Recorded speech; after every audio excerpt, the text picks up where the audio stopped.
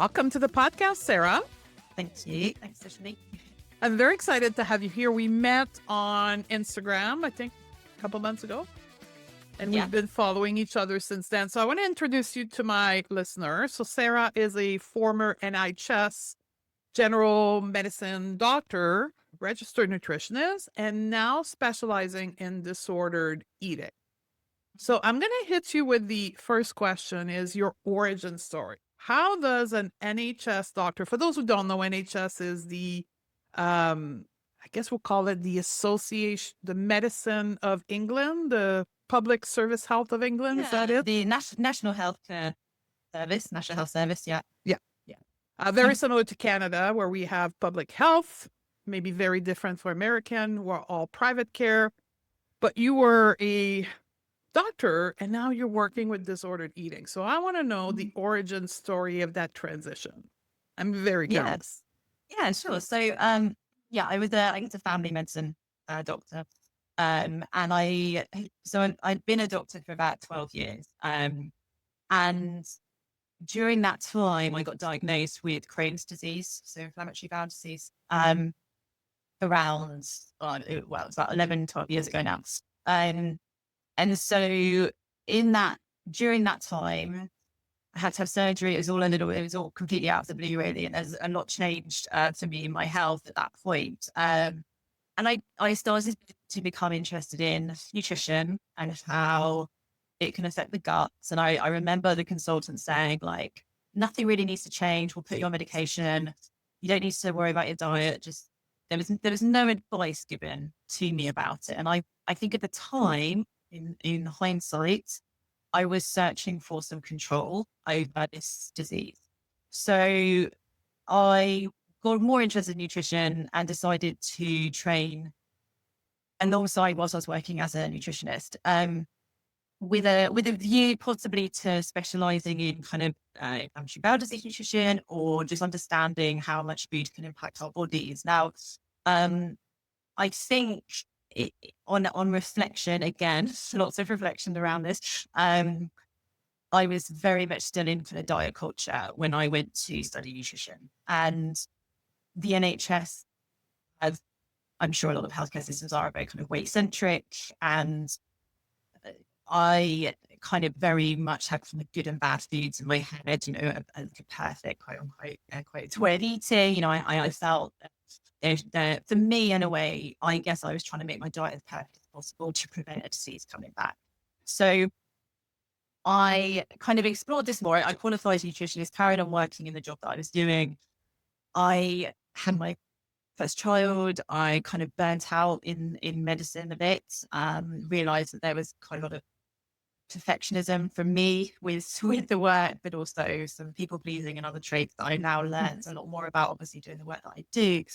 But I had the intention that I was going to switch careers. So I was going to become a nutritionist full time and help people I'm trying to remember specifically what it was, but essentially I moved away from Crohn's disease and into actually weight loss. So I thought, right, I'll help people with their diets, help them lose weight. And I think with the background that I was in from medicine and, so many of our guidelines, a lot of diseases were recommend weight loss. So it was kind of a little bit, entrenched in my brain that, we do that. That's the solution.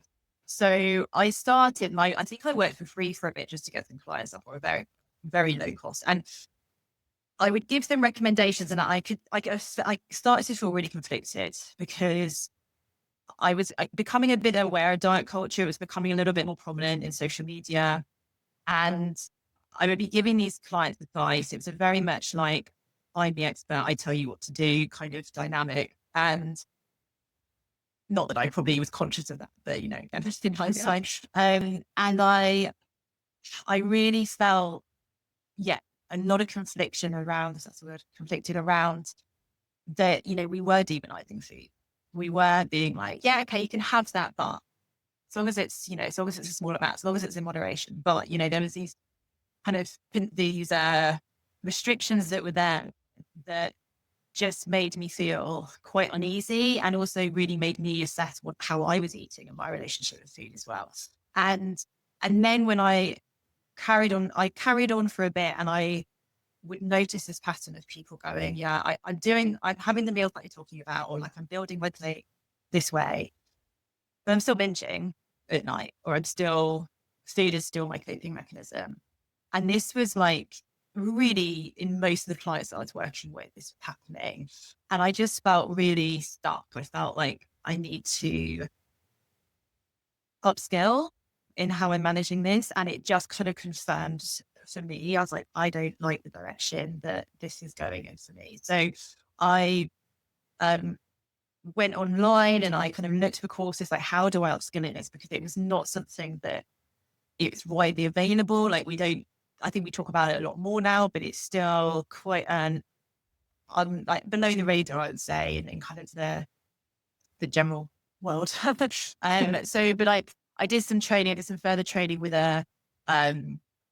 she's an Irish psychotherapist at a company called Eat Freely, and that was particularly specializing in disordered eating and binge eating. So I did that diploma, which absolutely just opened my eye to this whole world of it wasn't an intuitive eating course. So it's not, I don't call myself an intuitive eating nutritionist, but it has principles that are kind of, overlapping there. But it absolutely opened my eyes to all the other work that needs to happen for someone to feel okay with food, to feel okay in their body. And since then, I just was like, this is it.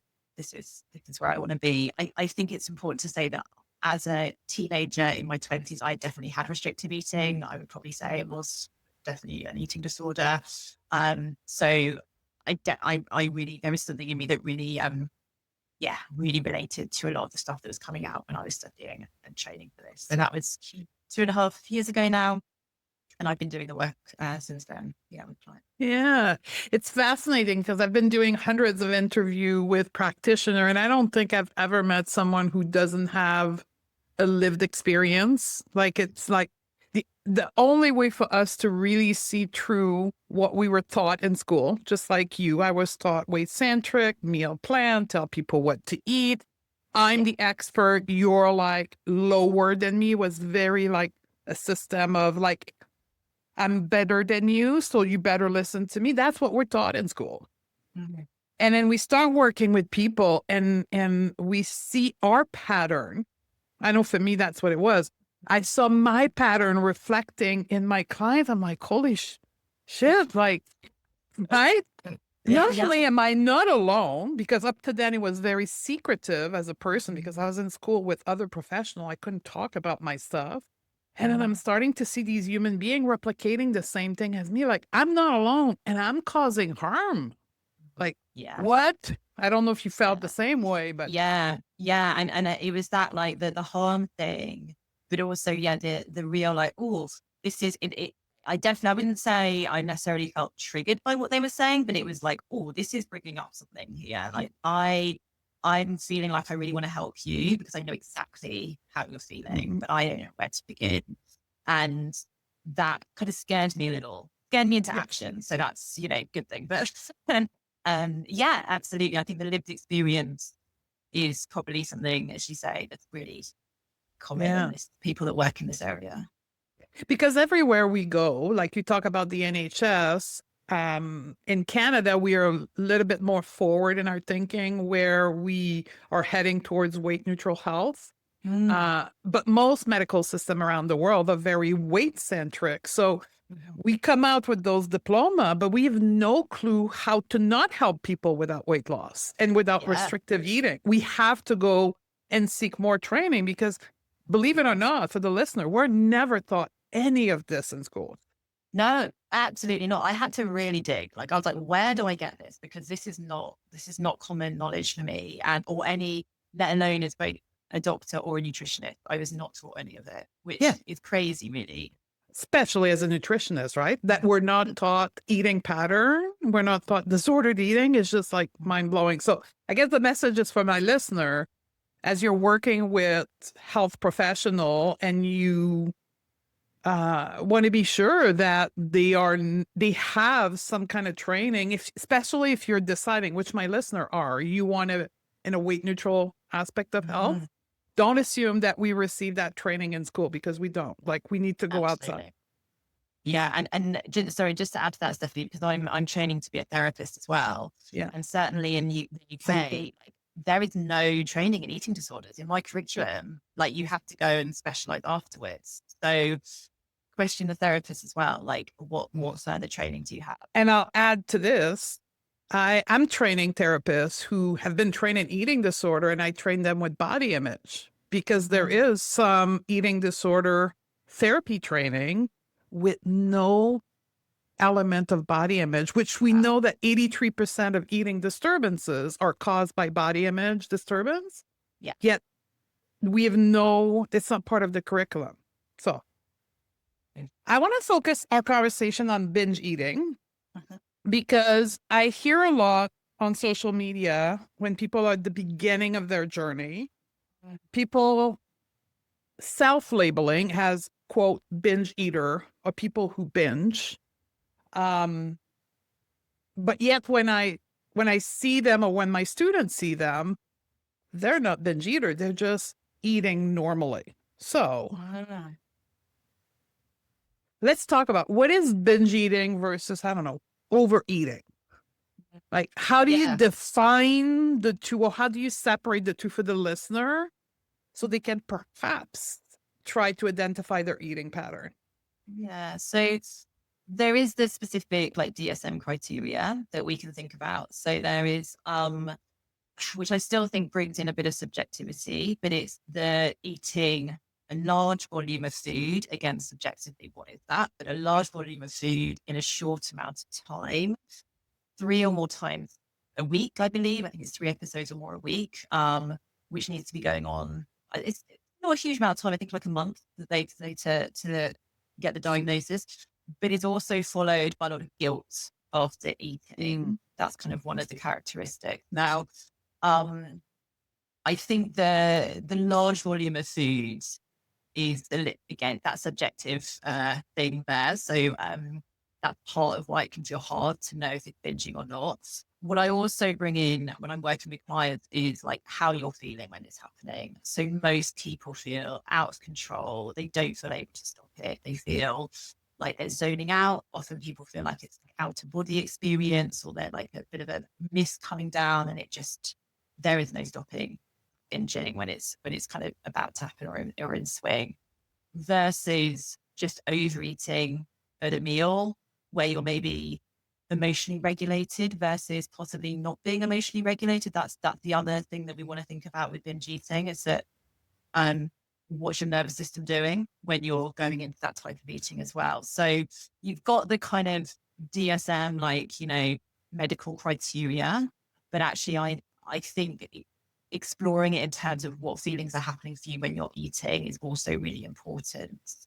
And I would also probably add that having a diagnosis of binge eating disorder doesn't necessarily make any difference to accessing help, So, okay, so there's a lot to unpack. So you mentioned, we'll start with regulated nervous system. For the beginner in this journey, what does that mean when I'm binge eating or eating a lot in a dysregulated state versus a regulated state?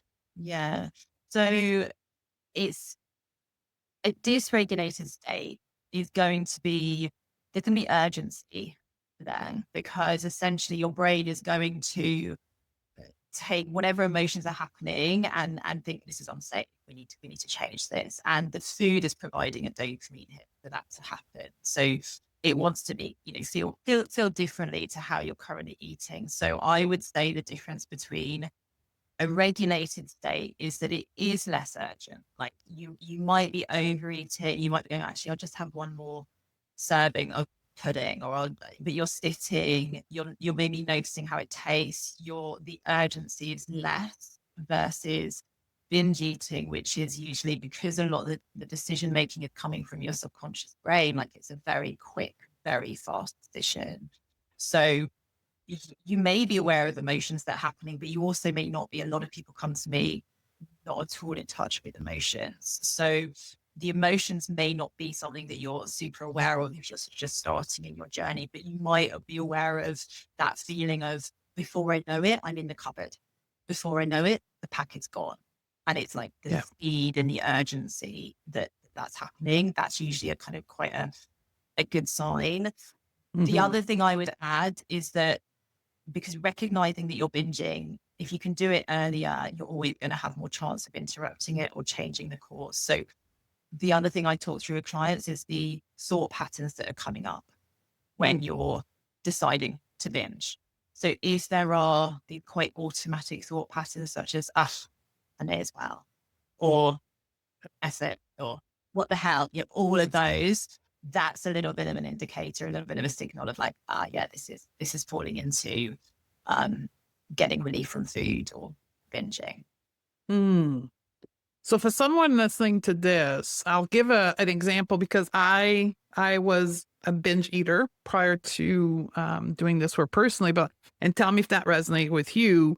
You're sitting with the family dinner and you have a second plate of food. You're just talking with your family member. It just, Aunt Josie came back with her pie and it's just so bloody good, and you want to have a second helping. That, and you feel full, right? You go sit on the couch and you're like, oh my God, I ate too much. That's overeating. Is that correct? Yeah, I would say that. Now, overeating can still have some emotional components to it. Yeah. It can still have that. Yeah. But yeah, I would say I mean, that. we could overeat for joy because we're with family we haven't seen for a long time, right? Absolutely. That's what by the way, I'm a fan of history. And if for those of you who are history geek, back in the days in medieval time, there was feasting happening. Like feasting, like people were feasting, because they were joyful. Once a month, once every 2 months, people were feasting, and that was part of the culture. Yeah. Oh. Versus the binge eating, which is, and perhaps you'll connect with that. People, you'll go to grocery and you buy a bag of chip when you're alone, and then you eat it in the car before getting into home. Yeah. Binge eating. Yeah. Very secretive usually. Yeah. Yeah. Because of the shame that's often associated with it. Shame and the speed, and you're just like, you're having food that is normally you can't have. You don't want people to see that you're having. Yeah. Binge eating. So what is the difference between somebody who binge eat and somebody who has an eating disorder?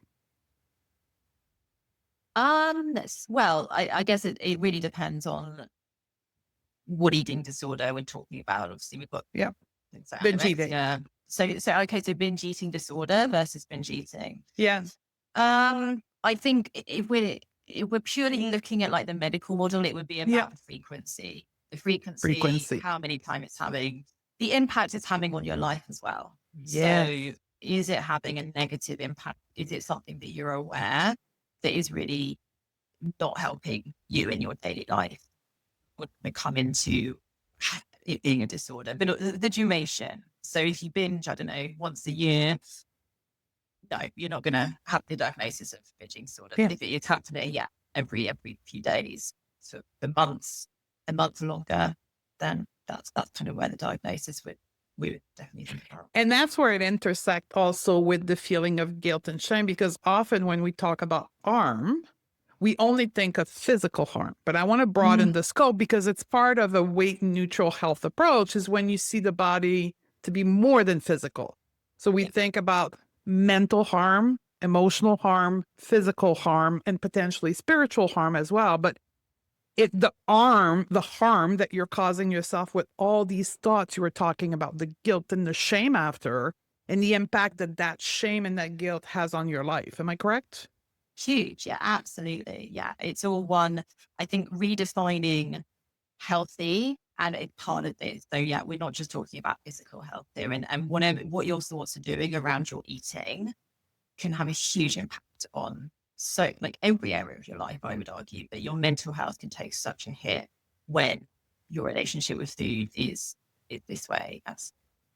Yeah, because often people will think of binge eating, and not so much in this crowd, because people tend to listen to my podcast a little bit more advanced in their journey. But in certain groups, people think, I want to stop binge eating because I'm gaining weight, right? That that is a very dangerous territory. You want to talk about this? Because I'm sure you meet some Yeah. people in this way where their motivation is, but I'm gaining weight, so it's causing harm. Yeah, absolutely. I think pretty much everyone I speak to on discovery calls, or even who starts out with me, has a kind of, well, if I stop this, I'll lose weight. And and I'm always so clear about like the focus is not on weight loss for this work, but we, I think we are like it's such a chicken and egg. Like as soon as weight loss becomes a focus, the binging is very likely going to increase.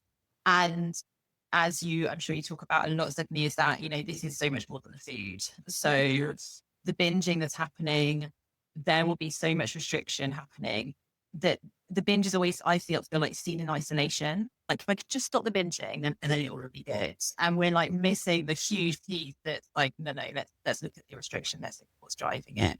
And again, if people have stopped dieting, so they may say, well, I'm not dieting right now, but I'm still binging. I will nearly guarantee that there'll be mental restriction around food happening. Yes. Or mental restriction around joy and allowing themselves pleasure and all those other things. So when we talk about restriction, obviously it goes far more than just eating the food.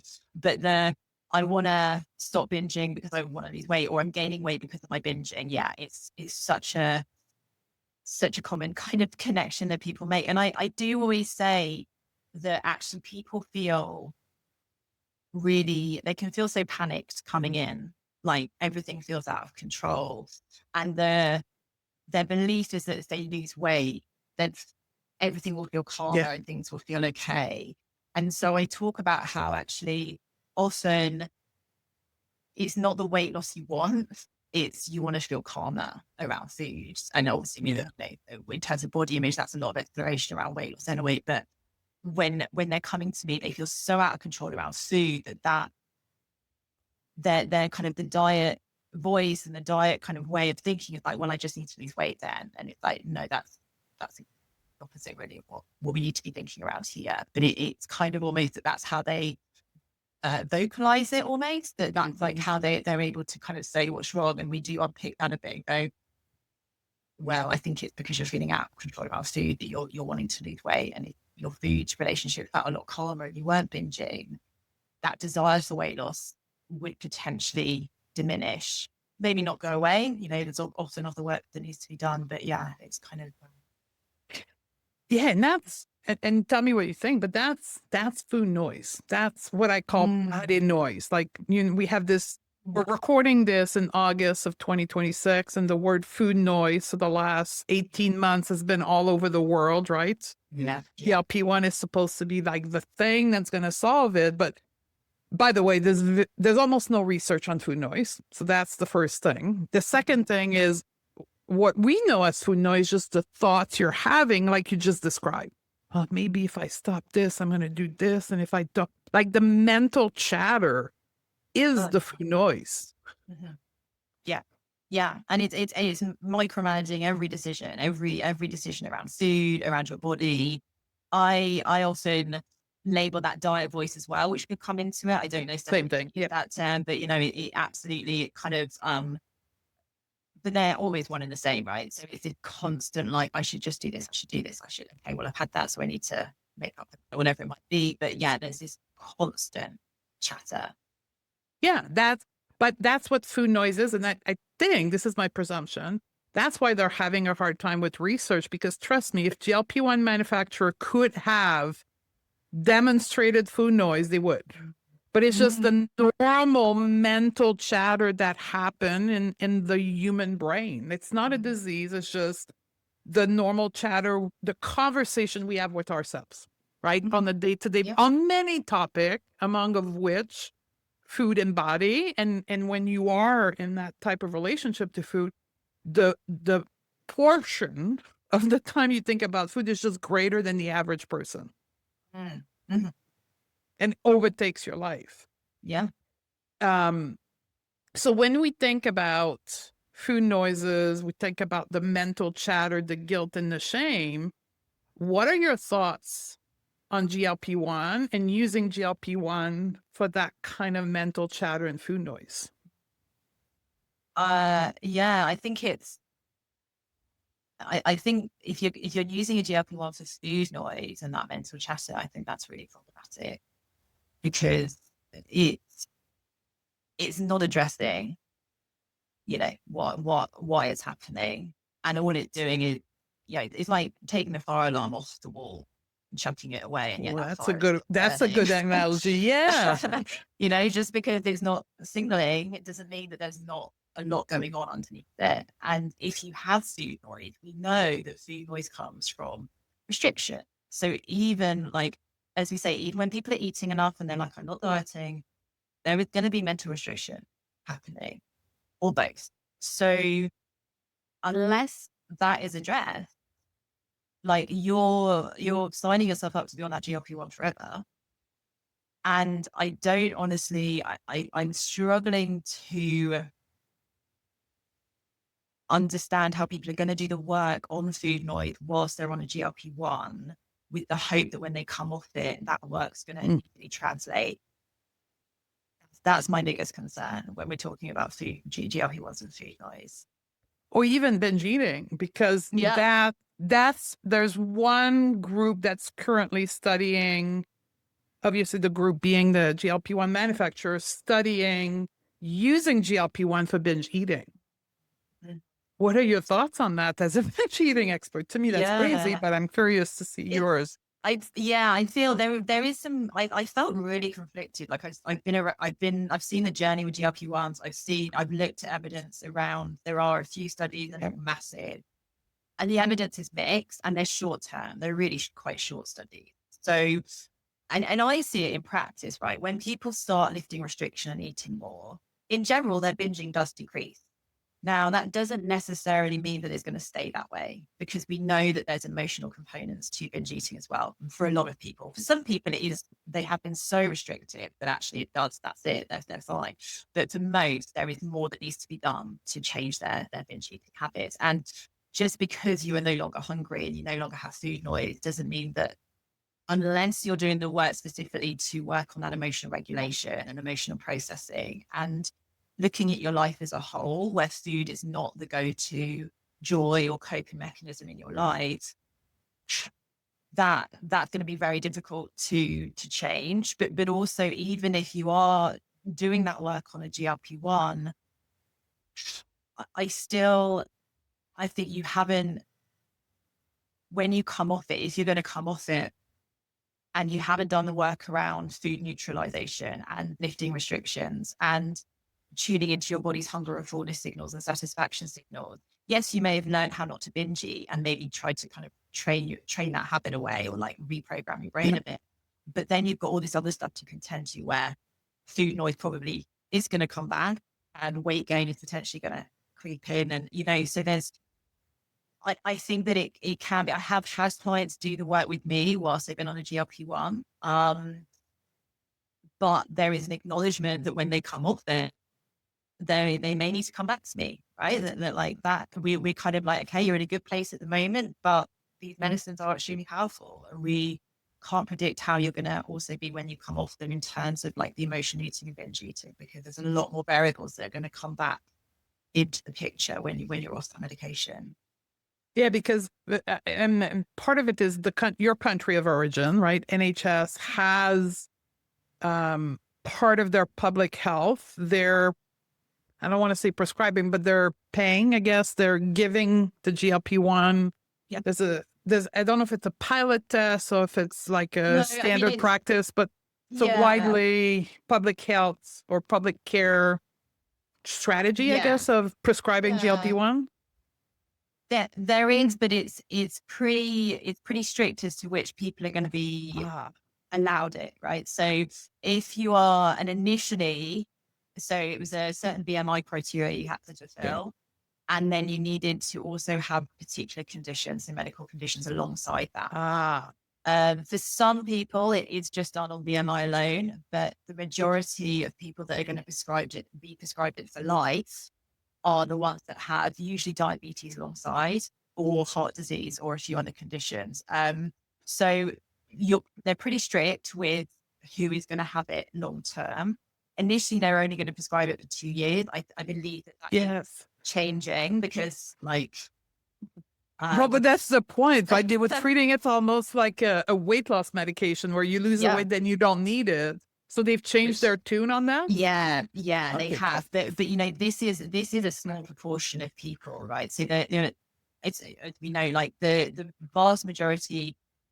Oh well, that's a bit of a generalization, but a lot of the people I see are getting it privately because they don't meet the criteria on the NHS, and then obviously you've got the funding issues. So yeah, cost wise does still occur in the UK for a lot of people. The ones that have prescribed it on the NHS are very likely to stay on it in theory for life, but we know that may not also be the case because they can't tolerate it. There can be many reasons why people come off it, but yeah, that's how it's.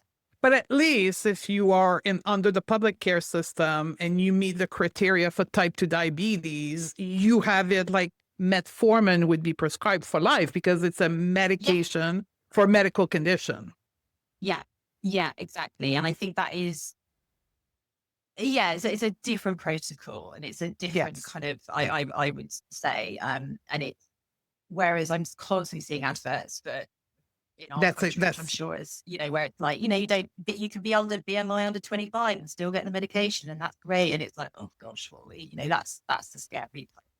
and that's what I made a prediction a couple of weeks ago that we are heading straight as a Western society in the depth of a body image crisis because the majority of people using GLP-1 right now are not under the medical use. They're not using it Yeah, for type 2. They're not using it for very specific conditions. They're using it for weight loss.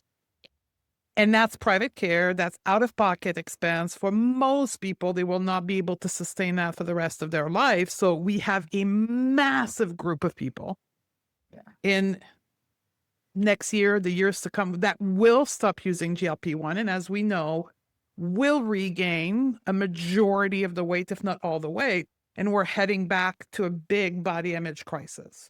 That's my opinion. We'll see what happens in a year from now because people are not using it for medical conditions. yeah. I heard you speak about this. I was listening to one of your podcasts, and I was like, Yeah. yeah, I feel that. Like, and I've seen it. I've seen people use it. Be on it for a few months, lose a stone, lose quite a significant amount of weight, and then come off it. And I do think that people I speak to, there is this underlying like, yeah, I don't want to be on this forever. Like Oh, there is some beliefs there which I've noticed that they're kind of happy to use it in the short term, but they feel like, and then I'm going to come off it, and then I guess they hope that they'll just sustain the weight loss. But it's like this, I don't want to be on it forever type of feeling that I'm getting from the people that I'm talking to, whether that's it's very interesting because as a former 25-year dieter, that's how I re-entered every new diet, right?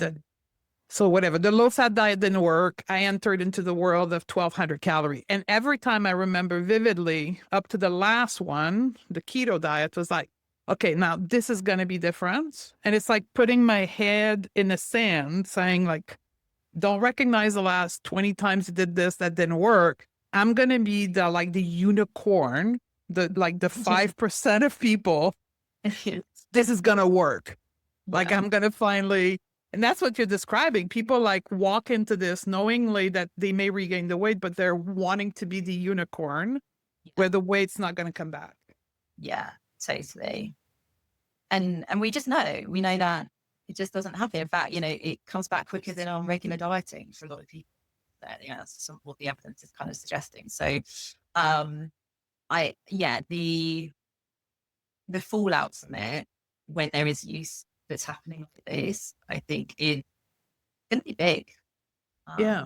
Certainly from a body image perspective, but also what really with my like medical Yeah. head, and I'm like, oh my goodness, like if you're getting access to it with a BMI under 25, i.e., Oh, normal, like like the ramification. I'm not saying that the bone health would be affected for people who are in bigger bodies, but like we're talking about becoming malnourished, really. Like this is the muscle loss, but the bone kind of health, all of it. That's what I find quite scary for, 10, 20, 30 years time when these people are entering our yeah. And age. I heard some of my colleagues from a medical background having not calling it a body image crisis, but calling it a health crisis to come because of that and all the ramification of not having a strong muscle mass and a strong both health and all the issue that comes along with that. Yeah. Yeah. Yeah. So I want to talk about an expression that I saw on your Instagram, which I think will resonate with a lot of people. You said that a lot of people you work with, when they first start working with you, they have no quote off switch with food, right? Which is like this out of body control experience with the food. And they are convinced that like the problem is them intrinsically, that they cannot, and there's no way they can like have ever control with food. Yeah. Yeah, absolutely. Yeah, the kind of no off switch. I hear that all the time. And whenever someone says that to me, I'm always thinking like, okay, there is restriction here, or there has been a restriction at some point. And whilst there may be, and I think someone did comment going, well, this isn't true for me because I've been binging since I was a child. And what I would be thinking again, even then, is like, okay, but were your parents, were they trying to limit? Was there comments there about what you were eating? Because if there has been scarcity around food, if your brain has experienced food restriction in some form, it's going to respond in a certain way. And it's going to, and especially if that restriction is still ongoing, as we talked about, not necessarily that you're still dieting, but if you're feeling guilty for having certain foods, if you're constantly, if that food noise is there, all of it, if you're like, oh, I shouldn't have this, trying to limit portions, trying to be good, trying to be healthy, quote unquote healthy, you know, we all know what that means. Then your brain is going to be absolutely wired to want to eat anything. And it's gonna, I always talk about this with people, like your brain doesn't trust you that you're going to feed it. So why is it, and it's such a primitive survival mechanism to need food and that's going to protect us as a human race to survive. So that's what it's doing. It's doing its job. So that feeling like you don't have an off switch with food, there's a reason for that. You were not born like it has come. You have acquired it. Your brain has learned that from somewhere, and that does absolutely need it exploring and unpicking. But I would bet most of my money on the fact that there has been some sort of restriction happening, and probably still is, in a very subtle form. And I think that's something that we don't always appreciate. That food restriction, mental restriction around food is so subtle, and it often does take someone like a coach, like a nutritionist, like a outside person to be like, I noticed that you said this, or I noticed that you used this term, or what was happening then when you were thinking that? Because it's not always hard. It's not always easy for you to recognize these restrictive thoughts because they're so normalized in our society as well. Yeah. And I'm going to use my lived experience here, but I hear you when you say, for the people listening, I have no off switch, because I used to be like, it was a visceral, like, pull towards food that like I could not interrupt. So I hear you, like, it feels really real. Yeah. But that viscerality is the best word I can describe it, has a purpose. It could be the fact that you're not eating enough. That's why when I started the podcast, maybe that'd be the full wraparound. Often people confuse overeating just because they just don't eat enough. Like 25 years of under eating I'm quote unquote not dieting, but I'm still just eating 1,400 calories. And I'm 6 foot tall. Like I need more than 1,400 calories. So yeah, it was visceral because my body's like, damn, you need to eat more. Yeah, absolutely. Like shaking you, like, come on. Yeah. 100%. 100%. And again, it's that normalized, that women, particularly women, should survive on, crumbs, or like, it's such a virtue to eat less. There's so many layers to it. But absolutely, like chronic undereating is huge. And even just and even the process of just being like, well, I'm having enough calories because I'm making sure that I have, say, 1,800 calories a day. So maybe they've raised that a little bit. Yeah. Or even if they say I'm having 2,000, I mean, not that I want to get bogged down with calories here, but even just the process of having a calorie limit is restrictive. So you could say to me, okay, well, I'm making sure I eat 3,000 calories. you know what? That's actually still kind of restrictive because you're not listening to your body there. You're just kind of Yeah. overriding. And you're like, this is what I have to do.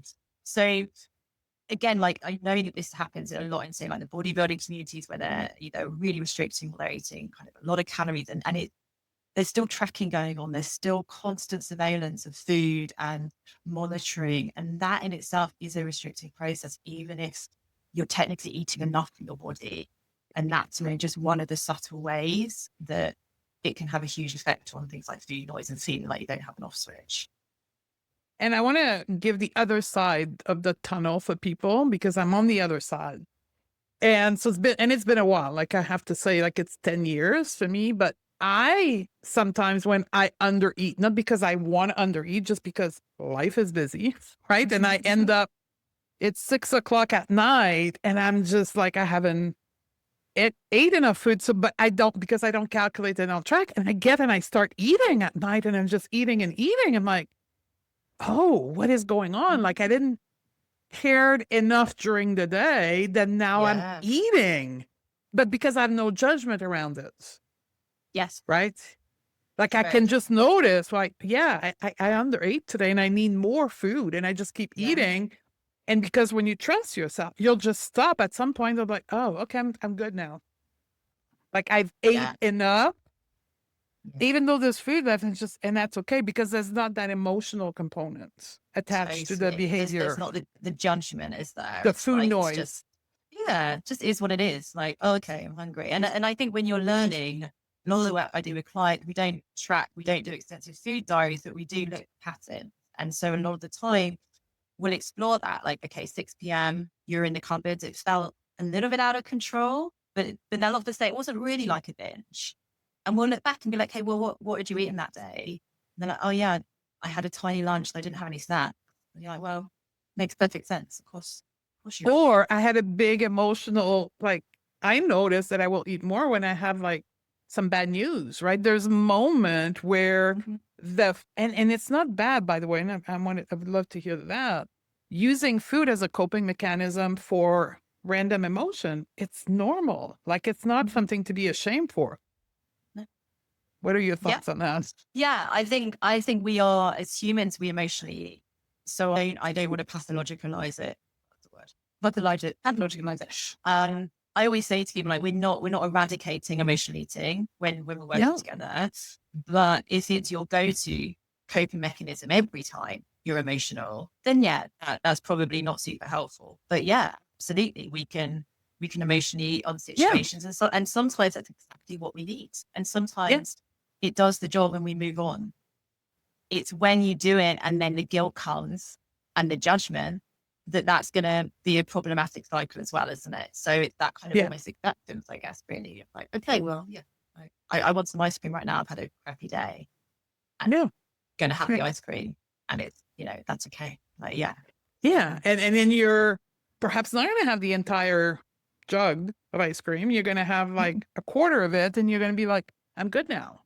Because Yeah. that compulsion, that visceral, oh my God, I'm allowing myself to have Yeah. ice cream. Then I got to eat the whole tub, right? You'll be Yes, able to exactly. have half of it and be good. Yeah. And that's it because you're not restricting it. You're not, Yeah. that food does not hold nearly as much power and arguably does not give you the same dopamine hit because the restriction is Yeah. not there. So if there's restriction, if there's dieting, that food is always going to give you such a strong dopamine hit. You take that Yeah. away, you're not going to get the same kind of hit as you would have had if you hadn't had it for a month or not allowed yourself to have it. It's been a very interesting conversation. Anything else you would love to add for people listening to this that came to this podcast for the binge eating or the off switch that we didn't mention? Yeah. I think probably just, we're talking about diagnosis and criteria. And I think, like I said at the beginning, like you don't need a diagnosis really. I know that it can be helpful sometimes to be like, oh, is that what I'm doing? Maybe it is. But if you feel that food takes up such a big part of your life and your mental space and it's exhausting, that's the time I would say to seek help, no matter what the eating habits around it are doing. That there is such a better way to live, and Yeah. there's so much hope out there that it can change, but you don't need to say, well, I don't have binge eating disorder, so I can't get help for binge eating. You absolutely can. I know that unfortunately for many people it will involve pain. It won't be provided, but it's such an investment in Yeah. your health. And when you work with someone qualified, that person will be able to defer if it is an eating disorder who critically needs some help versus what I like to call general population who's binge eating. Like we're able as qualified practitioner to defer the extent of the condition to be able to give you appropriate care if it is something that needs critical care in the moment. Absolutely. Yeah. Safety. Yeah. It's so needed. So yeah, working with someone that's like, knows that this is not, I'm not Yeah. the right skill set. Yeah. So important. So how can people work with you or get into your world? Yeah. So I've got my Instagram, Dr. SE Nutrition, and then I got my podcast, which is When Food Feels Hard. So that will give you a really good sense of the work that I do. And then I'll put the link to my 12-week program in the show notes. Yeah. That's definitely helping you. So essentially, I work with women for 12 weeks. It's a one-to-one coaching program. I have a few different options as to how we work together, what that looks like. But we go through the process of healing your relationship with food and all the pieces of the puzzle that needs to kind of look like. So nutritional rehabilitation, food neutrality, tuning into your body signals, all the brain stuff around back to what's happening in your brain when you have the urge to binge eat or emotionally eat, the inner dialogue, inner critic, diet voice work, but also coming into that body image work as well, which is so key. Like they come as a package, don't they? So yeah, we cover all those bases. So as I say, the info about that is on my program page, and I've put just a free no pressure chat for anyone that's interested in working with me, just to get to know each other and see if it's the right fit for them. It was a pleasure talking to you. Thank you so for much being for here. having me. And for my Stephanie. listener, I'll see you on the next podcast episode.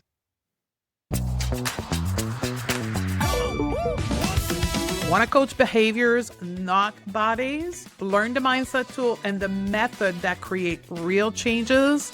Join the waitlist for the next cohort of the non-diet coaching certification at stephaniedozzi.com/waitlist. That's where the real training begins. And I'll see you on the other side, my sisters.